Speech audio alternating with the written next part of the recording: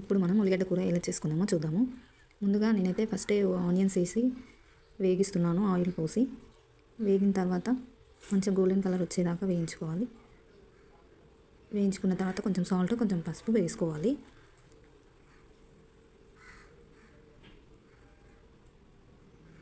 కొంచెం సాల్ట్ వేసుకోవాలి మనకు తగినంత. కొద్దిగా పసుపు కూడా యాడ్ చేసుకోవాలి. తర్వాత ఒక 5 నిమిషాలు వేగనిద్దాం. మంచిగా కలుపుకోవాలి.